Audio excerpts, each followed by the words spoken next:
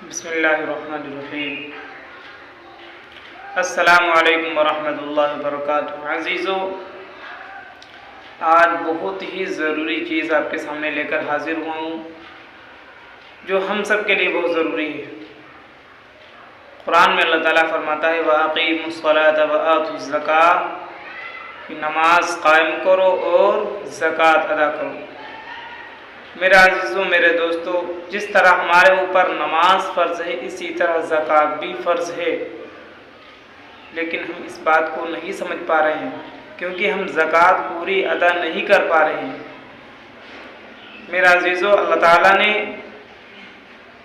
100% में से 97% आपका माल, लेकिन उसमें से 2.5% माल जो है अल्लाह ताला ने अपने रास्ते में खर्च करने को फरमाया कि साल जब गुज़र जाए किसी चीज़ के ऊपर, चाहे वो कारोबार हो, चाहे वो हमारी दुकान हो, चाहे वो हमारा कोई भी किसी तरह का कारोबार हो, उसके ऊपर 2.5% ज़कात लगती है। लेकिन हम लोग इस बात को नहीं समझ पा रहे हैं, जिससे अगर ज़कात का मुतालबा किया जाता है तो पीछे हट जाता है। ज़कात पता ही नहीं है क्या चीज़ है ज़कात।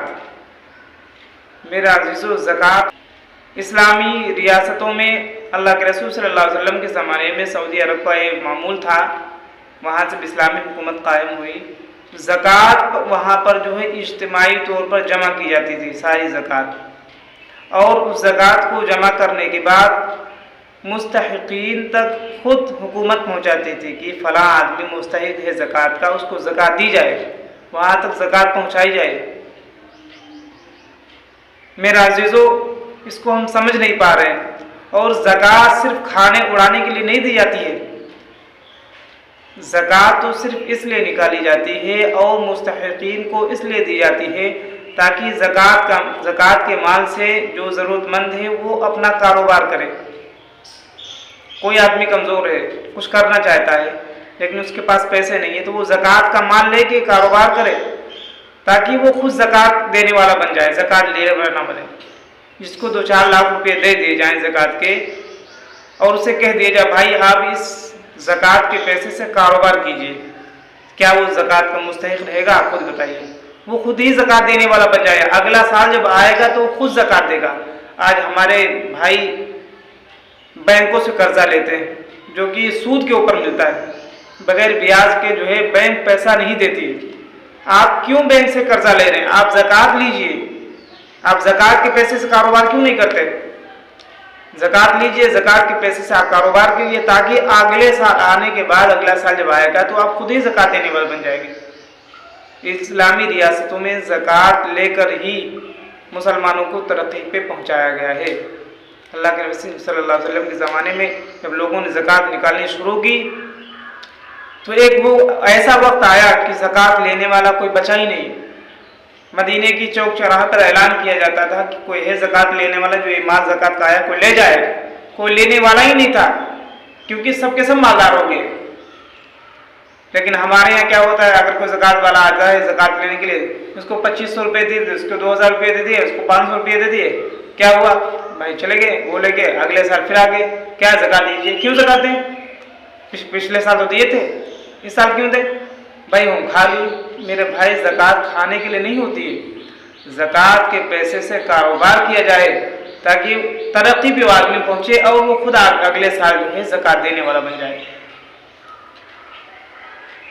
लेकिन हम लोग इस बात को नहीं समझ पा रहे हैं। और ज़कात के 2 निसाब होते हैं। एक सोने का ज़कात होता है, एक सोना और चांदी मिक्स दोनों का होता है। जिसके पास सिर्फ सोना है, जब तक उसके पास 7.5 तोला सोना नहीं रहेगा, नहीं पहुंचता है, उसके ऊपर ज़कात वाजिब नहीं होती है।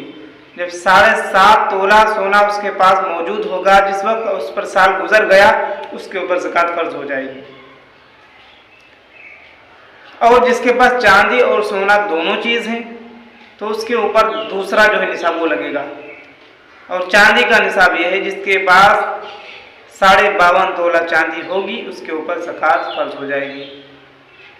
अब अगर चांदी और सोने का मामला देखा जाए तो बहुत ज़्यादा है, क्योंकि सोना कम से कम 70-75 हज़ार रुपये में है, वो 7.5 तोला पहुँचेगा कम से कम तकरीबन 5.5 लाख के ऊपर। तब जाके उसके ऊपर ज़कात फ़र्ज होती है। और चांदी 44,000 रुपये की है तो उसके ऊपर ज़कात फ़र्ज हो जाती है। तो इसकी क्या मामला है? तो मेरे भाइयों, मेरा अजीज़ों, इसका मामला ये है कि निसाब दो हैं। सोने का निसाब अलग है, चांदी और सोने का मिक्स निसाब अलग है। अगर इसके पास सोना चांदी दोनों है, मिक्स है, और वो निसाब तक पहुंचती है तो छोटा वाला निसाब देखा जाएगा, चांदी वाला। तो चांदी के हिसाब से जो है उसको ज़कात निकालनी पड़ेगी। और अगर सिर्फ सोना उसके पास है तो वो अगला वाला निसाब जो है, वो जो सोने वाला ज़कात है, सोने वाला जो है निसाब है, उसको देखा जाएगा। इसी तरह हमारे यहाँ कारोबार है, कोई दुकान है या कोई हमने प्लाट लिया है जो इस नियत से लिया है कि आगे चल के ये इसकी कीमत बढ़ जाएगी तो इसको हम बेच लेंगे, उसके ऊपर भी ज़कात लग जाएगी। इसी तरह इसके अलावा जो हमारे घरेलू इस्तेमाल की चीज़ें हैं, घर में हम अपने जो घर में अच्छे अच्छे सोफ़े पड़े हैं, घर में मोटरसाइकिल है या और भी ज़रूरत की चीज़ें जो हमारा घर है जो अपनी ज़रूरत के लिए, उस पर कोई ज़कात नहीं है। लेकिन जिस लाइन से हमारे पास जो चीज़ है, अगर वो कारोबार के लिए है, उससे हम कारोबार करते हैं तो उसके ऊपर ज़कात लग जाएगी और वो ज़कात आपको देनी पड़ेगी। जो नहीं देंगे तो वो गुनहगार होंगे।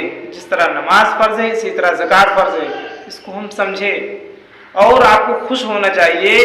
अल्लाह ताला ने अगर आपके ऊपर ज़कात फ़र्ज़ कर रखी है तो आपको इस लायक बना दिया कि आप ज़कात दे सकते हैं। आपको खुश होना चाहिए कि अल्लाह ताला ने हमें देने वाला बनाया है, लेने वाला नहीं।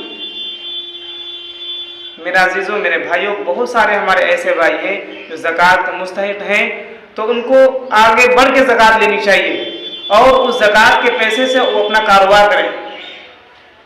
आजकल मदरसे वाले भी आते हैं ज़कात के लिए। क्यों आते हैं मेरे अजीज़ों, मेरे भाइयों? ज़कात लेने मदरसे वाले इसलिए आते हैं क्योंकि मदरसे में जो बच्चे पहुँचते हैं उनमें से अगर किसी मदरसे में 200 बच्चे हैं तो मुश्किल से 50 बच्चे उसमें से फ़ीस देते हैं, बाकी 150 बच्चे बगैर फ़ीस के पढ़ते हैं, जिनका खाना खर्च, उनका रहने सहने का इंतज़ाम मदरसा करता है। तो कहाँ से पूरा होगा?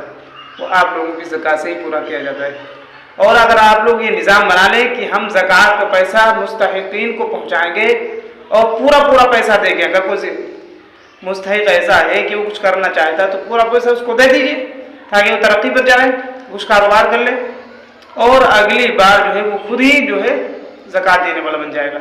और अगर मदरसे वाले आते हैं आपके पास तो आप इमदाद दीजिए, कोई ज़रूरी है ज़कात दीजिए, आप इमदाद दीजिए मदरसे वालों को।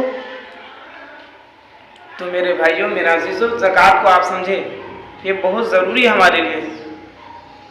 100 में से 97.97% आपका है और 2.5% अल्लाह ताला ने अपने रास्ते में खर्च करने को हुक्म फरमाया है।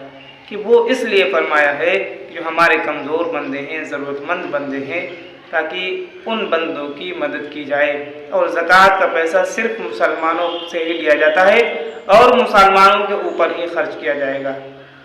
मुसलमानों की गरीबी को ख़त्म करने के लिए ज़कात ही लाया गया। अल्लाह ताला ने हुक्म फरमाया कि मुसलमानों की तंगदस्ती को ख़त्म किया जाए, लेकिन हम नहीं समझ पा रहे हैं, जिसकी वजह से हम ज़कात नहीं निकालते। अल्लाह ताला हम सबको समझने की तौफीक दे। यही इस बात को हम लोग बुरा समझते हैं, अगर ज़कात लेने को आ जाता है हमारे पास, हमको ज़कात निकालनी पड़ जाती है तो हमको बड़ी तकलीफ़ हमको होती है कि हमारा पैसा निकल रहा है। मेरा अजीज़ को खुश होना चाहिए कि हम कम से कम कोई आ रहा है जो हमारा पैसा लेके जा रहा है। एक वक्त ऐसा आने वाला है तो आप ज़कात देना चाहेंगे, कोई लेने वाला नहीं होगा। वो वक्त दूर नहीं है क्योंकि दुनिया दिन ब दिन तरक्की कर रही है। और आप सऊदी अरब के अंदर चले जाइए, आपको कोई वहाँ गरीब नहीं मिलेगा, कोई ज़कात लेने वाला नहीं मिलेगा। वहाँ की जो ज़कातें निकलती हैं वो इधर उधर ही जो गरीब मुल्क हैं वहीं पहुँचती है, बाकी वो लोग इस्तेमाल नहीं करते हैं ज़कात, क्योंकि वहाँ ज़कात का मुस्तहिक़ कोई है ही नहीं। ये निज़ाम अगर हमारे यहाँ बन जाए और अगर हमारे गांव में 100 घर हैं या 200 घर हैं, वो सब के सब ज़कात के जो निकालने के लायक हैं वो ज़कात सारी की सारी निकाल दें और सिर्फ टारगेट करके हम अपने गांव के 10 ऐसे लोगों को ज़कात देंगे जो कुछ करना चाहते हैं और वो मुस्तहिक़ भी हैं, और उनको ये कह के ज़कात दें 50-60 हज़ार रुपये, लाख 2 लाख रुपये दे दें कि आप इन पैसों से काम कीजिए, कुछ कारोबार कीजिए। जब वो कारोबार करेगा तो 4 लाख रुपए लगा के, तो अगला साल जब आएगा तो वो ज़कात लेने वाला नहीं रहेगा, फिर वो खुद ही ज़कात निकालेगा अपनी। कि मैं खुद ज़कात देने वाला बन गया। अल्लाह ताला हम सबको समझ की तौफीक दे। अस्सलामु अलैकुम।